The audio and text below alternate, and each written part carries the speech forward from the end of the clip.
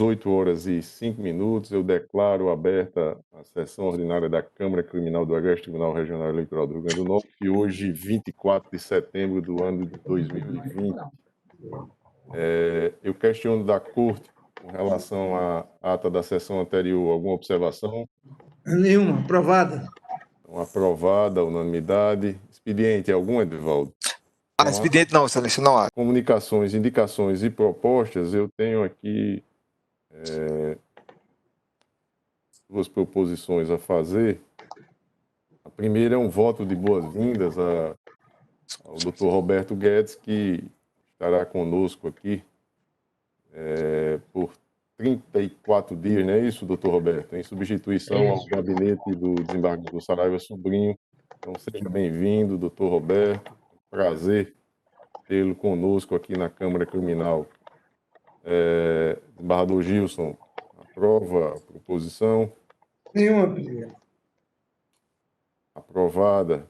E também tenho aqui uma proposição em razão dos 40 anos de magistratura dos desembargadores Saraiva Sobrinho, Expedito Ferreira, Maria Zeneide e Dilermando Mota. São 4 desembargadores que há 4 décadas têm a sua vida dedicada à magistratura potiguar. Então, eu proponho essa moção de congratulações e que, se aprovada, que seja aí direcionada aos magistrados aí, há 4 décadas dedicados à nossa magistratura. Todos de acordo? De acordo. Parabéns ao Aprovada a unanimidade. Excelência, pela ordem, desculpe pelos atropelos. Bom dia a todos e gostaria de me associar, Excelência. Perfeito, doutor Anísio. Então, o Ministério Público se associa. Eu não tenho nenhuma outra proposição. Doutor Roberto Guedes, comunicações, indicações e propostas. Senhor presidente, agradeço e espero corresponder às expectativas do senhor nesse período que estarei aqui nessa corte. Muito obrigado. Obrigado, doutor Roberto. Desembargador Gilson Barbosa, comunicações, indicações e propostas. Vamos lá, então iniciemos os julgamentos. O primeiro é o habeas corpus de número 6755, de 77, ano 2020. O impetrante é doutor Davi Dionísio da Silva Alves, o paciente Cid Lima de Moraes e a autoridade coatora, juiz da terceira vara criminal da comarca de Macaíba. Eu sou o relator e o advogado doutor Davi. Vamos verificar aqui, excelência. Vamos fazer o seguinte, Edvaldo. Eu vou seguir a relação dos que estão com pedido de sustentação oral. Vamos fazer o julgamento e aí, já feito o pregão, não tanto presente o advogado, não terá ele mais o direito de reclamar essa oportunidade. Então, o processo de número 85, aí na ordem cronológica, já foi apregoado. Pois não, doutor Roberto? Porque eu tenho um pedido a fazer à corte, porque tem alguns processos que ficou vinculado à doutora Neise. Esse aí vamos deixar Para deixar para depois? Já está sabendo, Edivaldo, já. Mas é porque eu não sei se alguns advogados podem estar sabendo para a gente já liberar eles. Eu diria que essa pode ser. Com relação aos processos do desembargador Saraiva, que tinha sido pautado por doutora Neise, todos eles foram retirados de pauta, devolvidos ao gabinete para que o doutor Roberto Guedes possa incluí-los em pauta. Assim como também os que têm a doutora Neise como revisora. Os habeas corpus, todos eles do gabinete do desembargador Saraiva, que estão em mesa, não é isso, doutor Roberto? É isso. Então, perfeito. Então, os advogados estão avisados. Aqueles que foram pautados por doutora Neise, eles são retirados de pauta. E também os que têm a revisão e incluído em pauta por ela, também retirados. Então, vamos ao de número 85, Edvaldo. É o que eu já fiz o pregão. Eu sou o relator, o voto está aí disponibilizado e, em consonância com a 2ª Procuradoria de Justiça, eu estou conhecendo e denegando a ordem. Eu observo que aqui os pares aqui já registraram seu voto. O desembargador Gilson permanece com o voto. O desembargador Roberto Guedes também. Permaneço, excelência. Então, julgado à unanimidade nos termos do voto do relator. O de número 86 é o habeas corpus 6832, dígito 86, o ano 2020. O impetrante é o doutor Eric Murilo Pinheiro e o paciente Danilo Everton da Costa e Alcimar Lopes da Silva Júnior. A autoridade coatora é o juiz de direito da Vara Única da Comarca de Caraúbas. Processo identificado, o advogado presente. Está presente, excelência. Vossa Excelência tem a palavra por 10 minutos. Bom dia a todos. Excelentíssimo senhor presidente desta Igreja Câmara, nobre relator, senhores desembargadores, senhor representante do Ministério Público, senhores serventuários, nobres colegas advogados, senhores e senhoras. Neste mês, o senhor Alcimar completou 105 dias em prisão preventiva e o senhor Danilo Everton 104 dias de prisão preventiva. Nesse tempo, senhores, o inquérito policial foi concluído e a ação penal se encontra paralisada, ainda para o recebimento da denúncia da suposta prática do crime, imputados aos pacientes. A decisão da prisão preventiva se mantém nos critérios da garantia da ordem pública. Pois bem, senhor presidente, nobre relator, gostaria de comentar este único ponto que fundamenta a prisão preventiva. O que seria a ordem pública? Pois bem, é notório que o legislador não soube definir, tampouco temos um conceito definido pela doutrina e uniformemente aplicado por todo o ordenamento jurídico. O juízo simplesmente repetiu o texto normativo sem saber o alcance e seu sentido, até mesmo confundindo com apelo social e comoção por parte da sociedade. Em nome de uma ordem pública inintangível, tola e sem sentido, prendem desmedidamente, sem ter a real noção de como se afeta a vida de pessoas que passam a estar encarceradas. Senhor relator, a ordem pública pode ser definida, como escreve Nutt, como sendo um trinômio de 3 fatores a serem analisados. A gravidade concreta do crime, a repercussão social e a periculosidade do agente infrator. Pois bem, vejamos se não cada um desses pontos correlacionados com os pacientes. A gravidade concreta do crime. O meio da prisão de ambos é baseado em elementos informativos que alegam que ambos faziam mercância de entorpecentes, bem como uma suposta prova de extração de um dos réus. E este mesmo réu foi quem fez um depoimento em sede policial afirmando que os pacientes faziam a prática de tráfico de drogas. Ora, nobres jogadores, a única prova trazida aos autos não possui elementos básicos, não existe fotos dos pacientes, não há número associado a eles, não há nem sequer data da suposta conversa. E o depoimento de alguém que claramente não tem como provar tais afirmações, uma testemunha sem qualquer credibilidade. Portanto, esta elementar não foi sequer preenchida no âmbito da aplicação do princípio da ordem pública. Passamos agora para a repercussão social. A operação que prendeu os pacientes ou alardes na sociedade de que eles faziam comercialização de entorpecentes. E suas prisões foram surpreendentes para uma grande parcela da população caraúbense. Vamos passar para a periculosidade dos agentes. Pois vejamos se essas pessoas apresentam qualquer risco à sociedade, ambos com trabalhos fixos e justos, sem antecedentes criminais. O Sr. Danilo, por exemplo, é microempresário, popularmente conhecido na cidade. Sua lanchonete era frequentada por todas as classes sociais. Tampouco apresenta-se como vício à sociedade. Já o Sr. Alcimar, o simplório entregador de comida, trabalhava todas as noites, não possui antecedentes, não possui uma conduta social, tampouco se apresenta como risco para a sociedade. Vale aqui salientar que com os pacientes nada foi encontrado. Nem com o Sr. Alcimar, tampouco com o Sr. Danilo, que teve a casa revistada por força de mandado de busca e apreensão. E no relatório policial, acostado aos autos, consta que nada foi encontrado. Portanto, é visível que o fundamento da prisão dos pacientes não merece guarida, não há fundamentação legal desta decisão. Analisando a decisão como um todo, passamos para as ilegalidades, ponto a ponto. Com base no pacote anticrime, a decisão não possui os elementos trazidos, já que os fatos que fundamentam a decisão estão datados em meados de outubro de 2019. Vale aqui salientar que não sabemos a data que os crimes ocorreram, pois não existe data da extração do aparelho telefônico.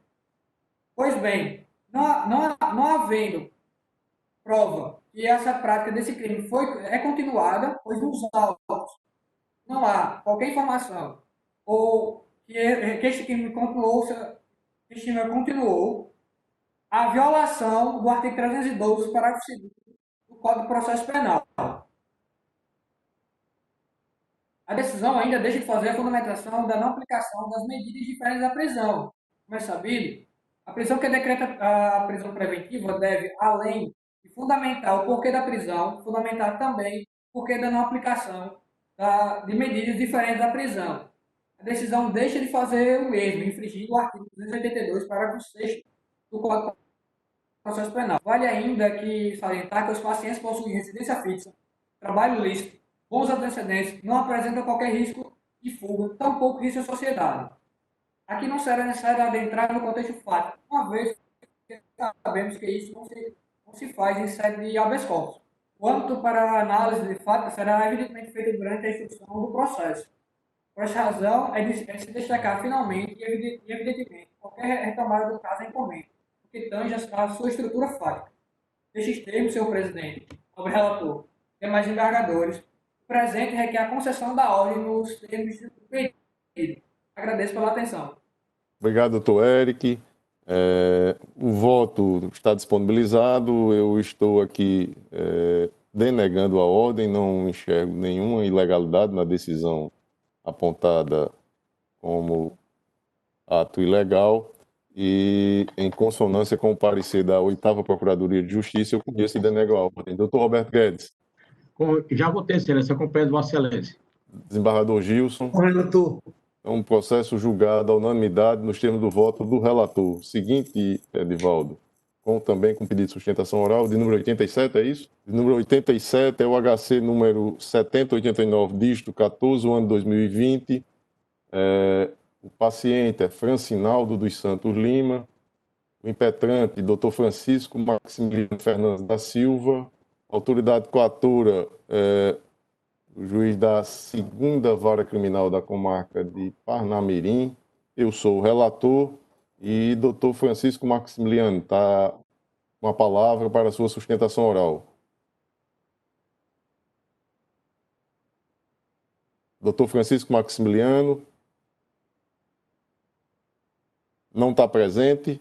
A última chamada, como faria lá na Justiça do Trabalho, lá no pregão. Doutor Francisco Maximiliano está na sala para fazer sustentação oral.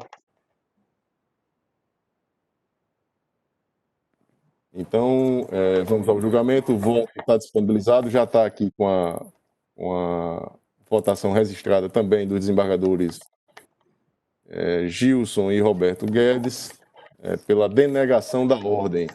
Doutor Roberto, confirma o voto ou algum destaque? Confirmo, Vossa Excelência, sem destaque. Desembargador Gilson também. Confirmo, presidente. Então, processo julgado à unanimidade nos termos do voto do relator, pela denegação da ordem. Na sequência, é o de número 88, é o HC.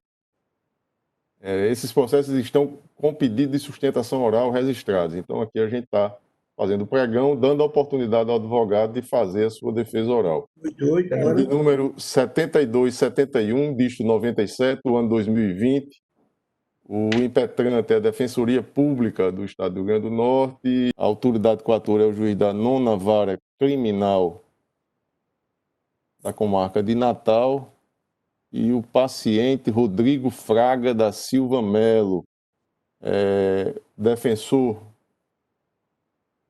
tem 10 minutos para a defesa oral. Defensoria Pública, para fazer a sustentação oral em favor aí da liberdade de Rodrigo Fraga da Silva Melo. Então, não está presente. A votação já foi aqui consolidada. Doutor Roberto Guedes, pela denegação da ordem, confirma o voto? Confirmo o voto sem nenhum destaque, Excelência. Desembargador Gilson também. Também. Então, processo julgado à unanimidade nos termos do voto do relator. O seguinte, Edivaldo, é o de número 89. 89.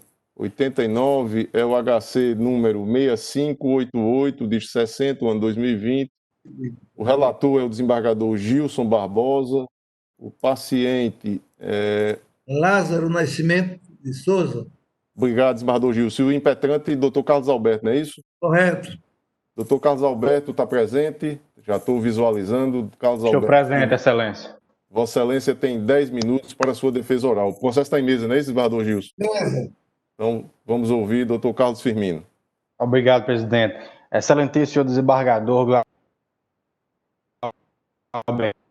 Rego, prêmio criminal. Excelentíssimo senhor desembargador Gilson Barbosa, relator deste evento. Excelentíssimo senhor doutor Roberto Guedes, juiz convocado. Preclaro, representando o Ministério Público, doutor Anísio Marinho, serventuário desta Casa de Justiça. Excelências, trata-se de habeas corpus,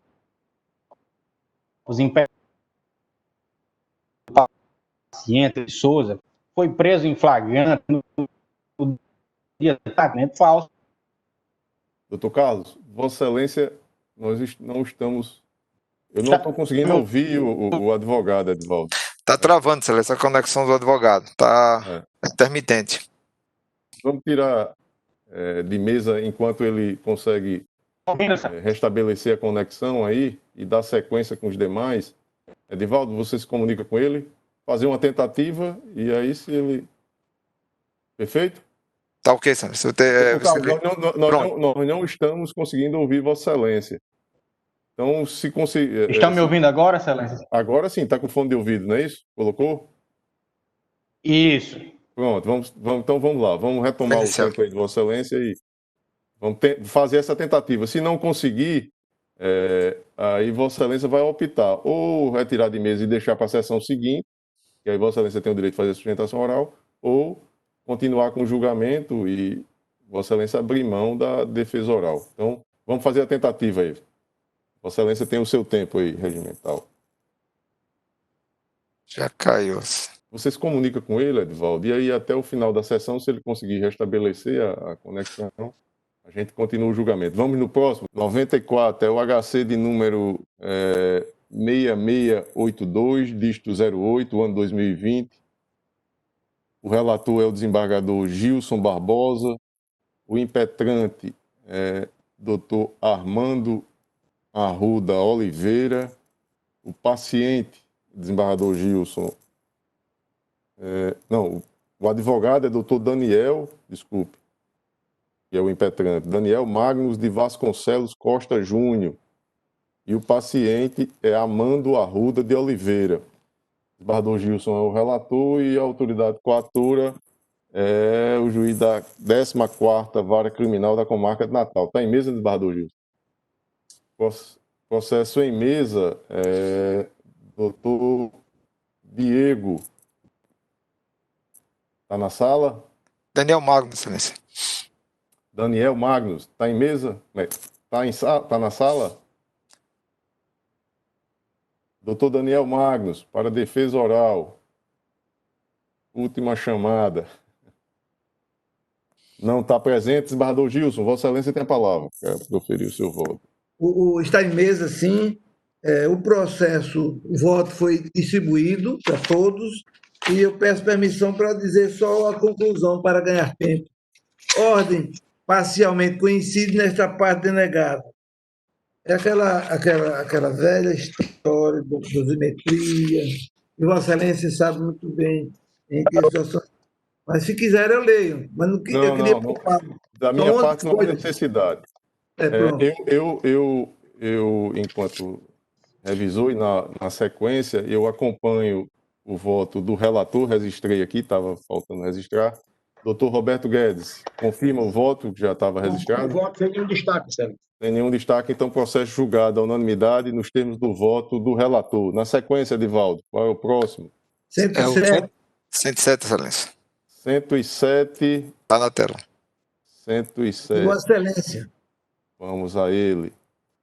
é o HC de número 7537. Eu adianto que estou acompanhando Vossa Excelência neste e no próximo, o 107 e 108. Certo. Esses é porque tem um pedido de sustentação oral, Osmar Júlio, por isso que a gente está fazendo essa chamada. Tá bom. Só tem esse e mais outro. O 107, que é o processo 7537, dígito 84, ano 2020. Eu sou o relator. O paciente é Leonardo de Assis de Souza. O advogado doutor Francisco Max do Nascimento. Autoridade coatora, juiz da 8ª Vara Criminal da Comarca de Natal. Então, doutor Francisco Max do Nascimento, Vossa Excelência tem 10 minutos para sua defesa oral. Francisco Max do Nascimento, que fará a defesa da liberdade de Leonardo de Assis de Souza. Não está presente, não é isso? Então, o voto também já foi disponibilizado com antecedência. Já tem um registro aqui do voto do doutor Roberto Guedes pela denegação da ordem. Confirma, doutor Roberto? Confirma, Excelência. Desembargador Gilson já antecipou, então o processo julgado à unanimidade dos termos do voto do relator. E agora sim, o último processo com pedido de sustentação oral, que é o HC número 7414, dígito 86, é o número 108 na ordem cronológica aí da pauta, o ano 2020, o impetrante, doutor Eduardo Aníbal Campos Santa Cruz Costa, o paciente José Teixeira da Silva, autoridade coatora, juiz de direito da Vara Criminal da Comarca de Goianinha. Doutor Eduardo Aníbal, está presente? Vossa Excelência tem 10 minutos para defesa oral. Não está presente, então o de número 108, a votação aqui é virtual consolidada, no sentido de não conhecimento da ordem. Doutor Roberto, confirma? Confirmo, sem nenhum destaque, Excelência. Doutor... Espera aí, aqui tem... Exatamente, pelo não conhecimento, então processo julgado à unanimidade nos termos do voto do relator. E agora vamos fazer Excelência. Pois não, doutor Eduardo. Esse doutor Maximiliano Fernandes que entrou na sala agora, o processo dele 87 já foi julgado. Já foi julgado, então já foi dada a oportunidade, doutor Maximiliano. Vamos na sequência, os demais processos. Pela ordem, Excelência, o processo é o 56130 de 2020, já foi julgado? Já foi julgado, doutor Maximiliano. Não, Excelência, o processo foi julgado é o 7089, 2014-2020, que é o 87. Francisco dos Santos Lima, o paciente. O paciente do meu habeas corpus é o Francinaldo dos Santos Lima, é de relatoria do... Exatamente, 87, já foi 87. Julgado. Já foi julgado? Okay. Foi, a ordem foi denegada, doutor Maximiliano. Foi feito o pregão, foi dada a oportunidade para Vossa Excelência, não estava na sala, e aí a gente não tem como retomar o julgamento. Perfeito? Então vamos continuar. Pela ordem, no caso, a sessão é aberta às 8 horas e não segue aquela lista que está no site não disponível? Os que têm pedido de sustentação oral são dados prioridade, então são os primeiros a ser julgados. Obrigado. Nada. Então vamos lá, Edivaldo. Os processos virtuais que estão com a votação consolidada aí. Excelência? Oi. Esses outros, a gente podia fazer o chamamento desses habeas corpus aqui que estão sem... Coloca a relação aí. Se tiver alguém faltando votar, você identifica, por favor, para a gente consolidar aí essa votação. Certo. O 86 já foi julgado, né? O habeas corpus 80.682. Aí eu tenho o habeas corpus 80.7203.50/2020, paciente Jailton Francisco de Lima, advogado Carlos Alexandre da Silva, habeas corpus 80.6566/02/2020, paciente José Heraldo de Carvalho e Tiago Araújo de Carvalho, advogado Daniel Monteiro da Silva, Joanilson de Paula Rego e Wanderson Silva Azevedo. Habeas corpus 80.6752/2020, impetrante de Ângeles Ribeiro de Albuquerque, em causa própria. Habeas corpus 80.687353/2020, paciente Ilui Noen Cova, advogado Edelberto Rodrigo Afonso Smith Júnior. Habeas corpus 80.7229/2020, paciente Marcos Paulo Barreto de Souza, impetrante Denis Renale Medeiros dos Santos. Habeas corpus 80.7379/2020, impetrante Defensoria Pública. Habeas corpus 80.7520/2020, paciente Leoberto Andrade Diniz, advogado Henrique Ferreira Franco Murta. Habeas corpus 80.7657/2020, paciente Jacques Anderson da Silva, advogado Joanilson Pereira da Silva. Habeas corpus 80.7150/2020, paciente William Silva Vilar de Carvalho, impetrante Francisco Salomão Simbaldi Marques Júnior. Habeas corpus 77.077/2020, paciente Adão de Araújo Dantas, advogado Rosemaria dos Santos Azevedo. Habeas corpus 80.0317/2020, paciente Cíntia Rafaela de Souza Nascimento, advogado Márcio José Maia de Lima. Habeas corpus 80.794308/2020, paciente Francisco Giliardo Martins Marinho, advogado Francisco Tales Mateus de Lima. Habeas corpus 80.0314/2020, paciente José Hilton Cabral do Nascimento, advogado Frank John de Oliveira do Nascimento. Habeas corpus 80.7712/2020, paciente João Vitor Xavier Leite, advogado João Paulo Teixeira Correia. Habeas corpus 80.7704, paciente Mike Barbosa Oscar Machado Moreira, advogado Carlos Machado Moreira.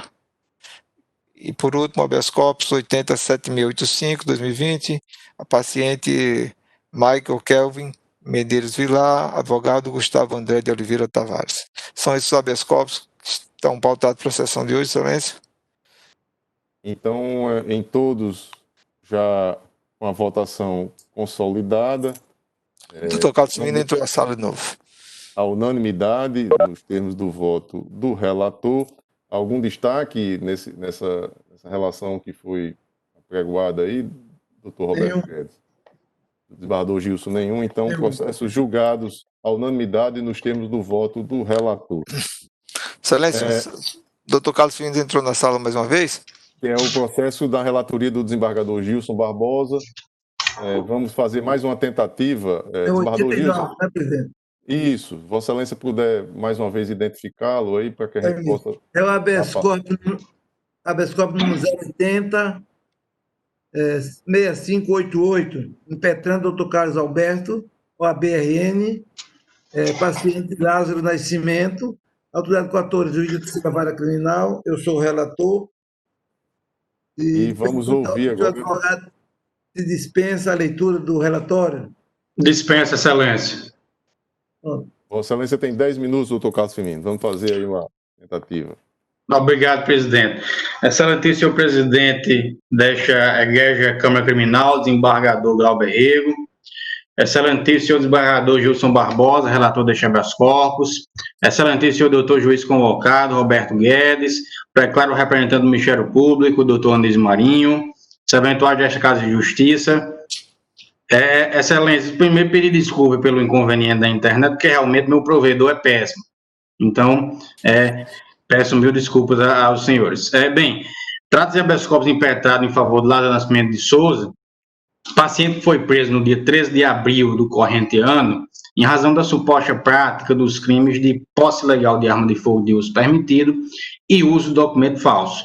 A autoridade policial representou pela conversão da prisão em flagrante em preventiva e a autoridade coatora, o juízo de direito da terceira vara criminal com marca de Natal, converteu a prisão em flagrante em preventiva para a garantia da ordem pública e conveniência da instrução, especialmente, excelências, quanto ao substrato fático utilizado pela autoridade coatora, no sentido de justificar a decretação da prisão preventiva para a conveniência da instrução, melhor dizendo, neste momento processual, não há atualidade, ou seja, aquele motivo não é contemporâneo, ele é passado, ele é pretérito, ele deixou de existir.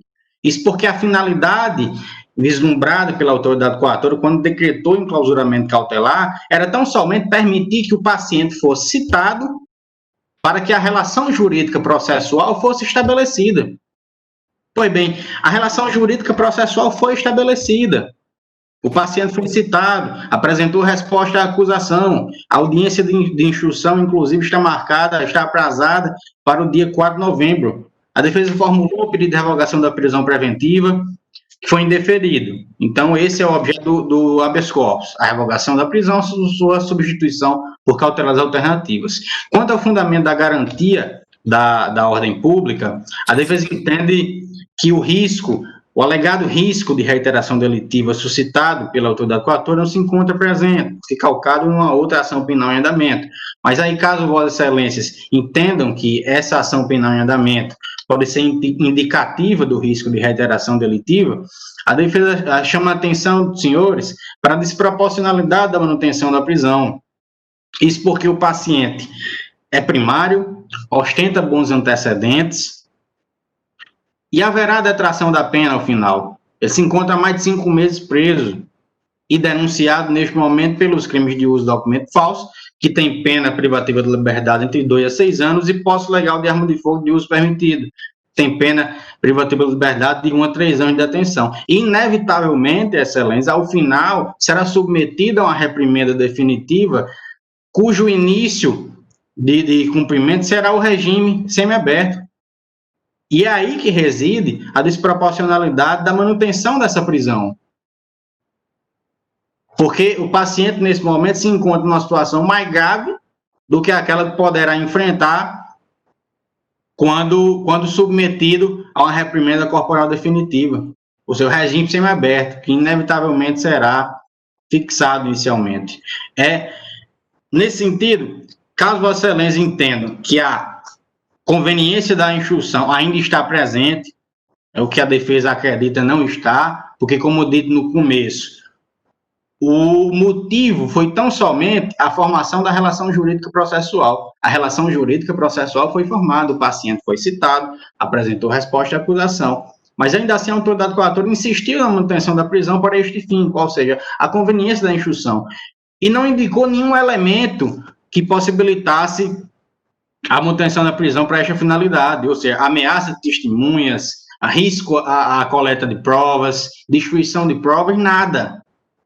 Mas ainda assim, caso Vossas Excelências entendam que há risco processual, a defesa indicou cautelares diversas da prisão, que são adequadas, suficientes, necessárias e, acima de tudo, proporcionais ao caso, ao contrário da prisão preventiva. A defesa, então, indicou especialmente as seguintes medidas: comparecimento periódico em juízo, semanalmente, proibição de contato com qualquer das testemunhas, proibição de ausentar da cidade de Parnamirim, onde o paciente tem residência fixa, exceto para comparecer a Natal, que é onde tramita a ação penal em questão, ou comparecer à comarca de Nísia Floresta, onde responde a outro processo. Recolhimento domiciliar no período noturno, nos dias de folga, anusar propostas de emprego para que o paciente trabalhe numa oficina mecânica de carros na cidade de Parnamirim, e, por fim, a monitoração eletrônica. Essas medidas, portanto, repito, são adequadas, necessárias, suficientes e, acima de tudo, proporcionais ao caso, ao contrário da prisão preventiva, que está a submeter o paciente à situação mais gravosa do que aquela que possivelmente irá enfrentar em razão do cumprimento de uma pena definitiva que será realizado no regime inicialmente semiaberto, sem sombra de dúvidas. Nesse sentido, excelência, a defesa pugna pela concessão da ordem para que a prisão preventiva do paciente seja revogada ou substituída por cautelares diversas da prisão. Muito obrigado. Obrigado, doutor Carlos Firmino. Desembargador Gilson Barbosa, como vota Vossa Excelência? Presidente, eu distribuí com Vossas Excelências, o meu voto, que são 20 páginas, um pouco longo. Como foi feito a distribuição? Acredito que todos já tiveram acesso e leram e estão em condições de votar. Eu, com a sua permissão, me limito a tão somente a ler aqui a emenda em que digo: constitucional e processual penal, habeas corpus liberatório, com medida liminar, pedido liminar, uso de documento falso e posse irregular de arma de fogo de uso permitido, pretensa revogação da prisão preventiva, alegada ausência dos requisitos utilizadores, impossibilidade, segregação cautelar fundada na necessidade de garantir a ordem pública e conveniência da instrução criminal. Elementos concretos que se inserem nos artigos 312 e 313 do Código de Processo Penal. Paciente que supostamente teria sido flagrado fazendo uso de documento falso, enquanto era procurado há vários meses em outra ação penal, na posse de armas de fogo e munições, risco concreto de reiteração, necessidade da constrição cautelar, condições pessoais favoráveis, irrelevância, ineficácia de qualquer das medidas cautelares previstas no Código de Processo Penal, desproporcionalidade da segregação com a pena a ser aplicada em caso de condenação, não conhecimento, inviabilidade de aferição na esfera do habeas corpus, constrangimento ilegal não evidenciado, ordem parcialmente conhecida e denegada, em consonância com o parecer ministerial. Eis o meu voto que foi distribuído a Vossas Excelências.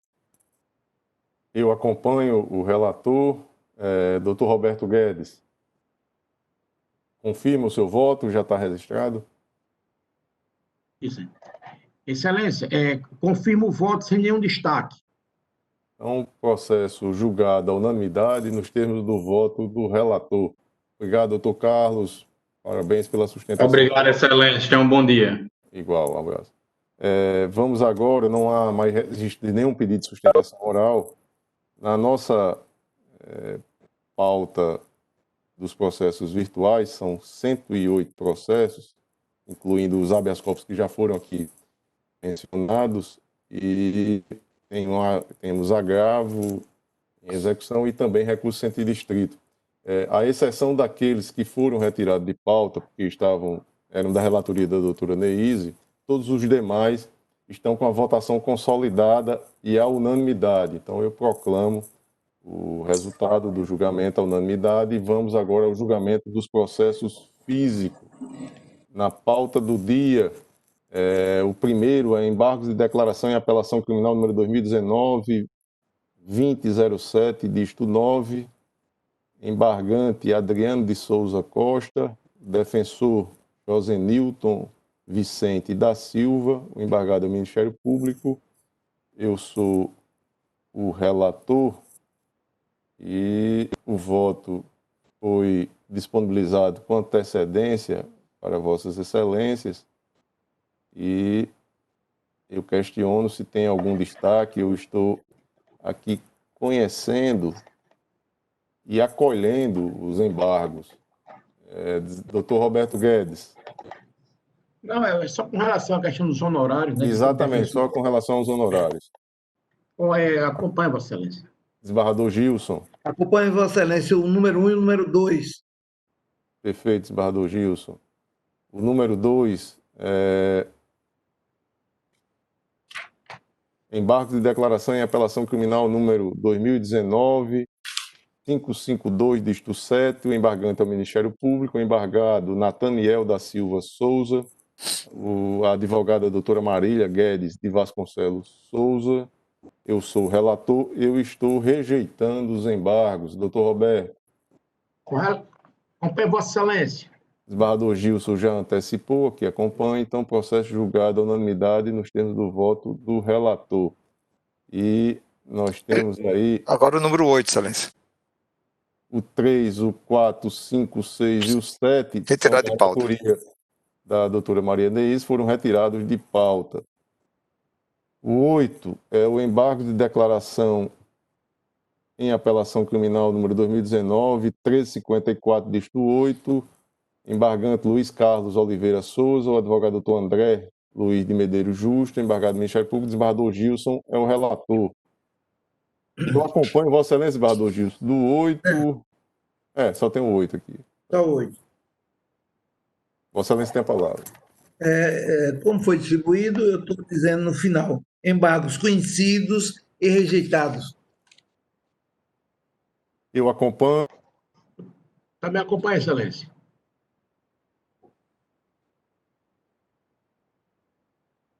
O de número 9 é apelo criminal número 2019-1810, distrito 8.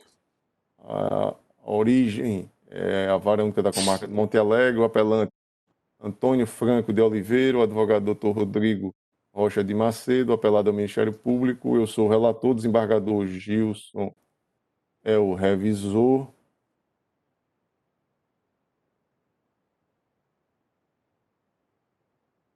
Desembargador Gilson é o revisor. Presidente, na questão de praticidade, se me permite, eu acompanho os processos em que você foi relator, porque eu fui revisor, do 9 ao número 25.